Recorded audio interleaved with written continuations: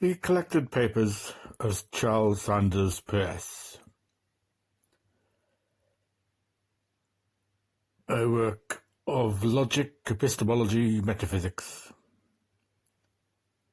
first published posthumously, 1931, 8 volumes, so I haven't read it all, but I shall give a brief outline of some of it, or the basic overview. The main ideas are that a belief is a habit of action. Different beliefs give rise to different modes of action. Our idea of anything is our idea of its sensible effects. Objects are distinguished according to the differences they make practically. True ideas are those to which responsible investigators, were they to push their inquiries far enough, would finally give assent. Reality is what true ideas represent. Of the 4 methods of fixing belief, the method of tenacity, of authority, of a priori judgments, and the method of science, the scientific is preferable as providing critical tests of procedures. By the conceptions of firstness, secondness, and thirdness, a metaphysics of cosmic evolution can be deployed. Firstness is the individual quality of a thing. Secondness is the relatedness of a thing to something other than itself. Thirdness is the tendency to mediate, to contribute to law. There is chance in the universe, Tychism. The universe begins in a chaos of unpersonalized feeling and develops habits or patterns of action, Synechism. And finally, as law develops, the universe moves towards a condition of perfect rationality and symmetry. Symmetry. Agapism. These are Peirce's own words. Perfect rationality and symmetry. Agapism. Not very good, nice words, but anyway. Although it is almost a century since Charles Sanders Peirce, in conversation with William James, Chauncey Wright, Nicholas St. John Green, Oliver Wendell Holmes, at informal meetings of the Metaphysical Club in Cambridge, Massachusetts, developed and brought to clear expression the central ideas which became the core of pragmatism. The pragmatic philosophy continues to prevail as the predominant, or it did, American philosophy. Of course, if one were to make a survey, which I haven't, it might turn out to that the majority of American philosophers would deny being pragmatists, although few would deny having been influenced by the ideas of Peirce, James, and John Dewey. But idealism, apparently, is practically dead in America, despite some isolated champions in its behalf and the linguistic empiricism which represents the emphasis of the Vienna positivists on grounding philosophical claims in experience and manipulating statements according to an impartial logic, together with the emphasis of the British philosophers on the study of ordinary language in the multiplicity of its uses, comes close to being a sophisticated, latter-day version of American pragmatism, which Peirce invented and defended. But Peirce was more than the creator of pragmatism. He was a scientist, mathematician, logician, teacher, although his career as professor was limited. He lectured at Harvard. Yes, well, Harvard used to be quite a prestigious university at one point. They were rather fussy about who they let in. And the St. John's Hopkins University. Peirce's failure to find or to be offered a university position suitable for one of his talents was a consequence of his independent and undisciplined nature. The result of his being free from academic restrictions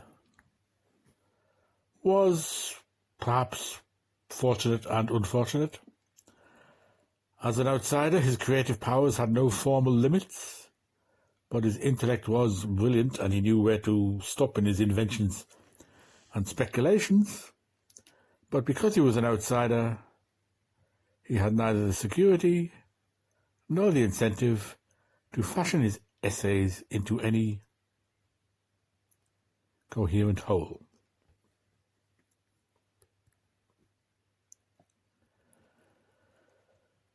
Although he attempted in later life to write a great single work in which his views on logic, nature, science, man, and philosophy would be developed in some mutually illuminating and supporting fashion, his poverty and isolation, together with his iconoclastic stubbornness, combined to frustrate his great ambition.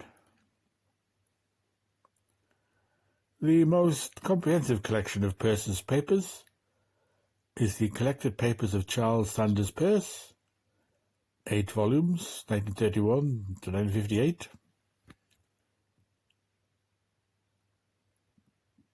Edited by Charles Hartsham and Paul Weiss, but other selections from his essays are available, including Chance, Love and Logic, philosophical essays by the late Charles S. Peirce of 1923, edited by Morris R. Cohen, and The Philosophy of Peirce, 1940, edited by Justice Buckler.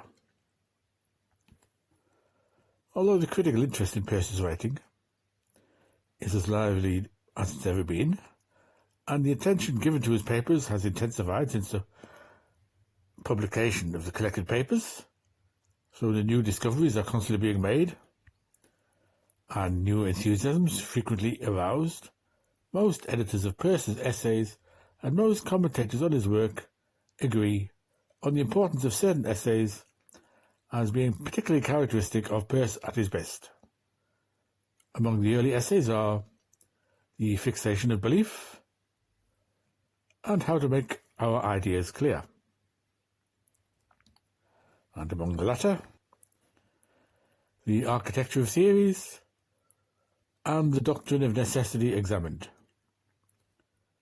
Since these essays contain some of his most well-known and revealing statements of Peirce's basic opinions, and examination of them will serve as an introduction to other significant essays.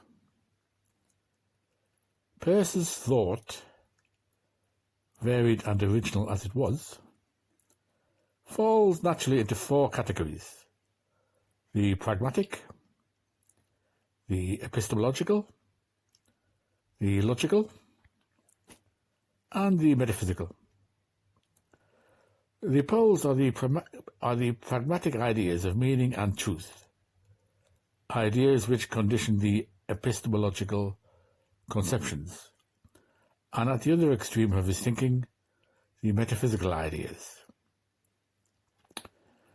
The effort to relate these poles to each other is rewarding for the student of Peirce, with a synoptic idea of Peirce's philosophy, which illuminates the otherwise confusing variety of essays to be found in the collected papers. In the essay How to Make Our Ideas Clear, which first appeared in the Popular Science Monthly for January 1878, Peirce set out to clarify the unclear conception of clarity to be found in Descartes' writing on method. The first step was to clear up the conception of belief. Peirce began by speaking of doubt as a kind of irritation arising from indecisiveness in regard to action. When a man does not know what to do, he is uneasy, and his uneasiness will not leave him until he settles upon some mode of action. Belief is a rule for action, and as it is acted upon repeatedly, each time appeasing the irritation of doubt becomes a habit of action. Therefore, Peirce concluded, and I quote here, "The essence of belief is the establishment of a habit, and different beliefs are distinguished by the different modes of action to which they give rise." The previous essay, The Fixation of Belief, which appeared in the Popular Science Monthly for November 1877, Peirce had written of doubt as a state of dissatisfaction from which we try to free ourselves, and of belief as a satisfactory state. The struggle to remove the irritation of doubt and to attain belief, a rule of action, was described as enquiry, and the settlement of opinion was set forth as the sole object of enquiry. It was Peirce's conviction that logic, as the art of reasoning, was needed to make progress in philosophy possible. He anticipated logical positivism in urging that only a severe course of logic could clear up, and I quote here, that bad logical quality to which the epithet metaphysics is commonly applied. Thus, the first step in learning how to make our ideas clear is to come to the realization that belief is a habit of action, the consequence of a process of inquiry undertaken to appease the irritation of indecisiveness. Since the entire purpose of thought, as Peirce conceived it, is to produce habits of action, it follows that the meaning of a thought is the collection of habits involved, or if the question has to do with the meaning of a thing, its meaning is clear once we know what difference a thing would make if one were to become actively or practically involved with it. Peirce's conclusion was that, and I quote here, "There is no distinction of meaning so fine as to consist in anything but a possible difference of practice." End quote. As an example, he referred to the doctrine of transubstantiation and to the Catholic belief that the elements of the communion, though possessing all of the sense properties of wine and wafers, are literally blood and flesh. To Peirce, such an idea could not possibly be clear, for no distinction in practice could be made between wine and wafers on the one hand, and what appeared to be wine and wafers on the other. He argued that no conception of wine was possible except as the object of the reference. This, that, or the other is wine, or as the object of a description by means of which certain properties are attributed to wine. But the properties are conceivable only in terms of the sensible effects of wine. And I quote here, "Our idea of anything is our idea of its sensible effects." End quote. Consequently, and I quote again, to talk of something as having all the sensible characters of wine, yet being in reality blood, is senseless jargon. End quote. The rule for attaining clearness of thought, Peirce's well-known pragmatic maxim, appears in How to Make Our Ideas as Clear. It is as follows. Consider what effects which might conceivably have practical bearings we conceive the object of our conception to have. Then our conception of these effects is the whole of our conception of the object. Peirce's discussion of his maxim, centering around examples, makes it clear that the rule for the clarification of thought was not designed to support a simple phenomenalism. Although Peirce used sentences such as "our idea of anything is our idea of its sensible effects," he did not use the expression sensible effects to mean sensations merely. By conceiving through the use of the senses the effects of the action of a thing, we come to understand the thing. Our habit of reaction forced upon us by the action of the thing is a conception of it, our belief regarding it. The object is not identifiable with its effects. That is not even proper grammar. And Peirce was aware of the relation of linguistic practice to philosophical perplexity. But the object can be conceived as that which we conceive only in terms of its effects. Peirce's pragmatic rule should be distinguished from William James's version of the same principle. James stressed an idea is becoming true. He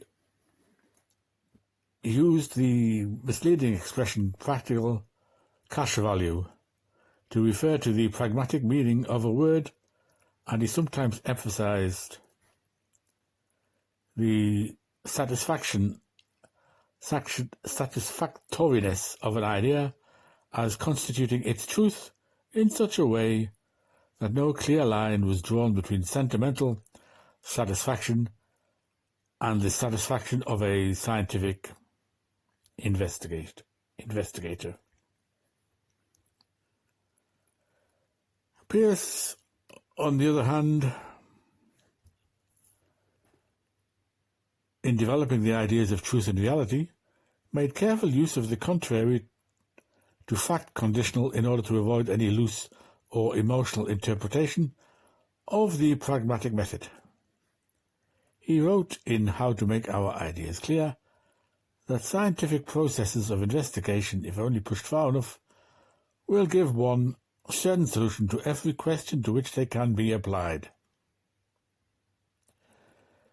End of part 1. I shall continue in part 2 with Peirce's clarifying the idea of reality.